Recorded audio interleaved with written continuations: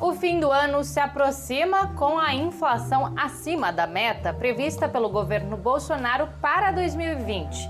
E os alimentos da cesta básica são os que mais estão sofrendo alta e seguem encarecendo. Nossa reportagem mostra como o preço da comida afeta mais as famílias de baixa renda. E na entrevista central, o cientista político Armando Boito analisa o segundo turno das eleições e fala sobre o impacto dos resultados para a política nacional. Eu sou Pamela Oliveira e você acompanha agora a Central do Brasil. Central do Brasil. Em outubro, o preço da cesta básica já havia subido 20% em relação aos 12 meses anteriores. Agora, com a maior inflação para novembro desde 2015, a cesta básica vai ficando ainda mais cara. E a gente sabe que isso vai pesar no bolso dos mais pobres. Os detalhes na reportagem de Nayata Wani. Nacional.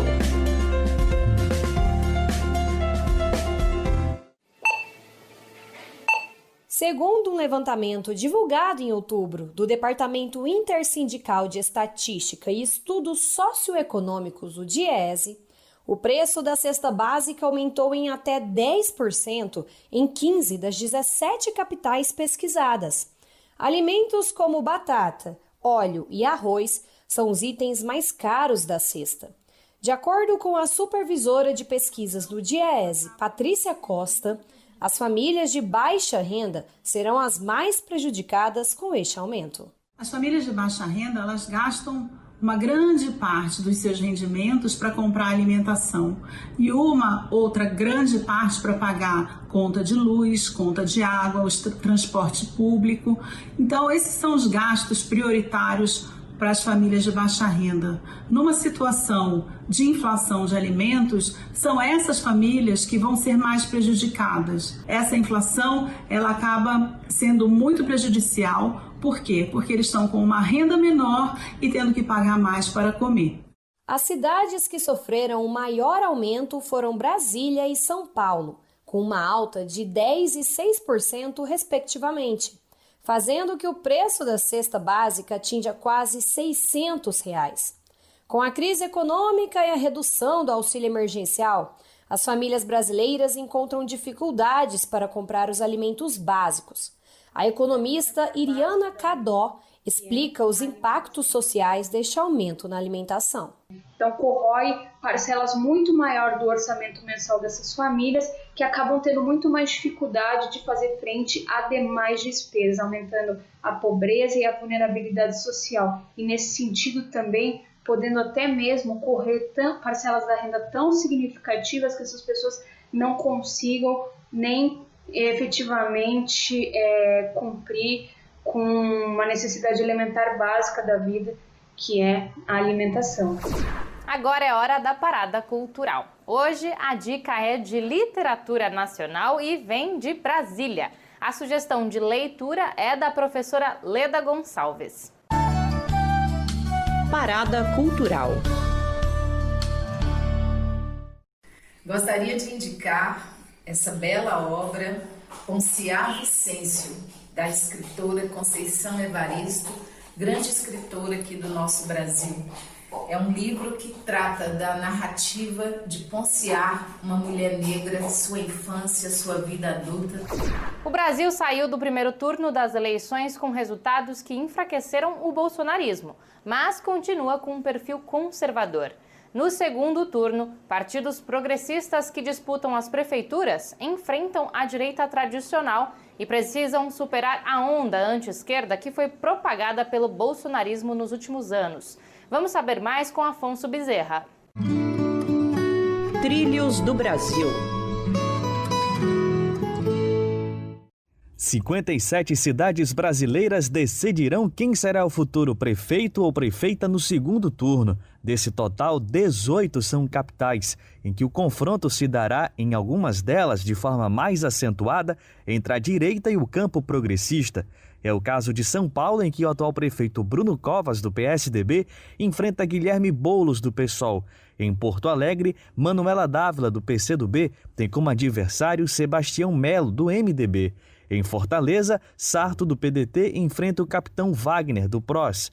Em Belém, Edmilson Rodrigues, do PSOL, encara o delegado Eguchi, do Patriota. No Recife, duas candidaturas progressistas disputam esta eleição: João Campos, do PSB, com Marília Reis, do PT. Especialistas classificam que o resultado do segundo turno indicará o que será central na agenda de cada campo político e qual o humor dos eleitores na eleição presidencial em 2022. Benedito Tadeu César, professor de Ciência Política da Universidade Federal do Rio Grande do Sul, avalia que o campo progressista sai fortalecido no cenário do segundo turno, com ensaios de alianças e com boa musculatura eleitoral, com candidaturas pautando a importância do serviço público no combate às desigualdades. Olha, eu acho que a grande herança, né, é a constatação prática de que, unidas, as esquerdas têm ainda muita força, né, e força eleitoral, tá? E que tem apelo para chegar à população. O cientista político Sérgio Simone Júnior avalia que o campo bolsonarista chega enfraquecido ao segundo turno e que o desempenho de partidos como DEM, MDB, PP e PSD tem mais ligação com sua trajetória municipal do que a influência do presidente Bolsonaro e das candidaturas ultraconservadoras, que obtiveram boa votação em 2018. Isso aponta para que daqui em 2022 o campo bolsonarista, né, o campo da direita mais radical, ela ou precisa realmente criar uma estrutura partidária, né, e não ficar só nas redes sociais, né, precisa se fortalecer, mostrar serviço, senão realmente vai perder força. A crise econômica tende a se agravar nos próximos meses, mas as medidas de Paulo Guedes devem poupar as elites dos efeitos da recessão.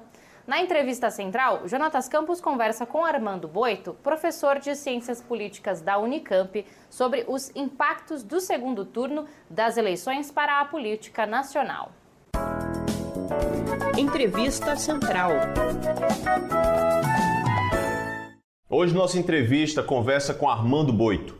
Ele é escritor, professor de Ciência Política da Unicamp e editor da revista Crítica Marxista. Ele vai conversar conosco sobre os resultados das eleições de 2020. Professor, agradecemos muito sua participação. Professor, qual o impacto do resultado das eleições municipais no quadro político nacional? É possível já extrair alguma tendência para a sucessão presidencial em 2022?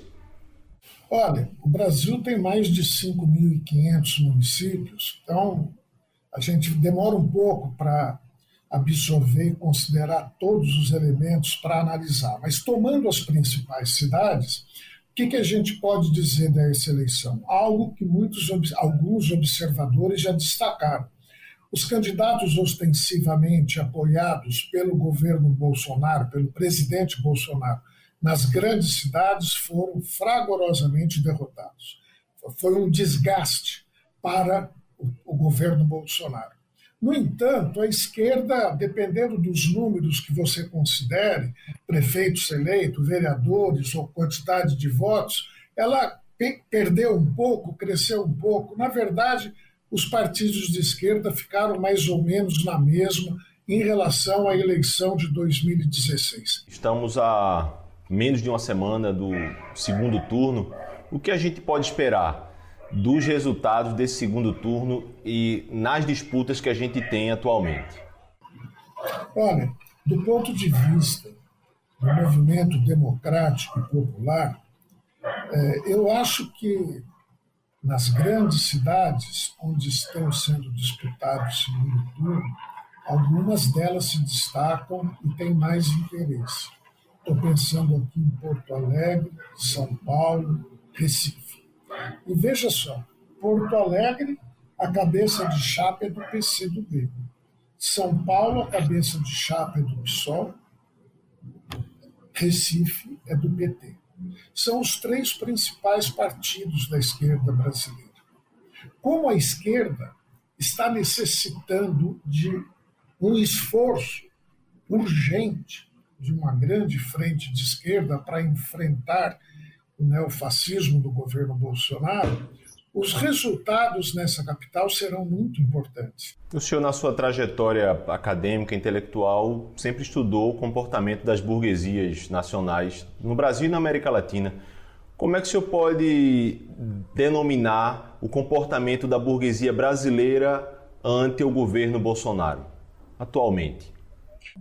Hoje em dia, o que predomina é uma unidade da burguesia em torno do governo Bolsonaro. Mas digo bem, predomina, porque os conflitos entre as diferentes frações burguesas não cessaram. Esses conflitos estão colocados num plano secundário, predomina a unidade, repito, e essa unidade se dá fundamentalmente em torno da política social do governo Bolsonaro, que são reforma da Previdência, mini-reforma trabalhista por intermédio de legislação infraconstitucional, arroxo do salário mínimo. Então, essas medidas de política social estão unificando a burguesia em apoio ao Bolsonaro. E essa, digamos, pequena divergência na burguesia nacional brasileira, ela pode ser expressada entre o ministro Paulo Guedes e outros ministros bolsonaristas que, digamos, querem gastar mais, ter mais gasto público? Perfeitamente, Jonas. Você foi muito pertinente essa sua observação. O conflito entre ministros não é um conflito entre pessoas, não é um conflito circunstancial. Existem aqueles circunstanciais. Esses não têm muita importância, mas geralmente os conflitos entre ministros e ministérios expressam interesses econômicos e sociais que o Estado organiza e representa. Eu penso sim, eu penso que a diferença entre o Guedes e o ministro do Desenvolvimento Regional, o Marinho, esse conflito não é uma diferença de projetos, né? É uma diferença, você falou circunstancial, secundário, podemos usar esses termos. É uma diferença de nuance. O senador Irajá Silvestre, do PSD, que é filho da também senadora Cátia Abreu, do PP, foi denunciado por estuprar uma jovem em São Paulo no domingo, dia 22. O caso ocorre na Semana Internacional de Combate à Violência contra a Mulher. Aqui no Brasil, uma mulher é vítima de violência sexual a cada 8 minutos e grande parte não chega a denunciar. Na Lufaria da Marcha Mundial de Mulheres propõe novos caminhos para a questão. Novos caminhos.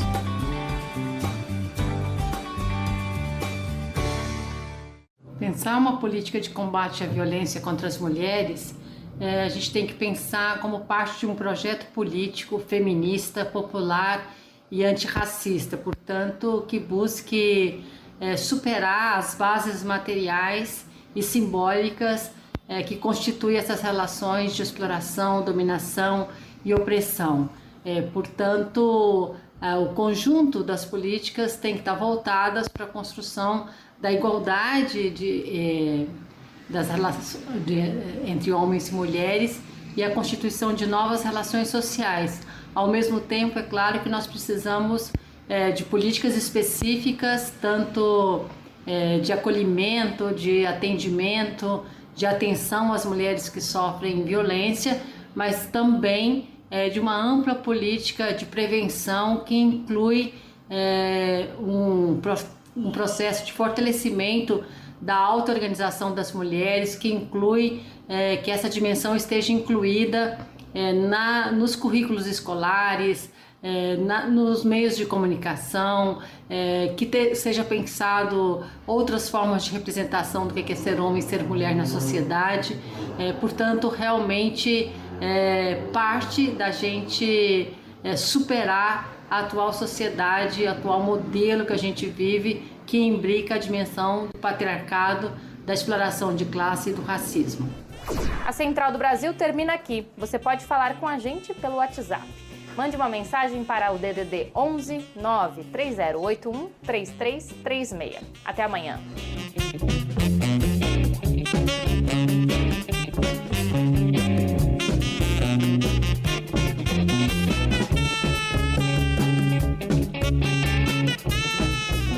Central do Brasil, a rede de comunicação dos movimentos populares.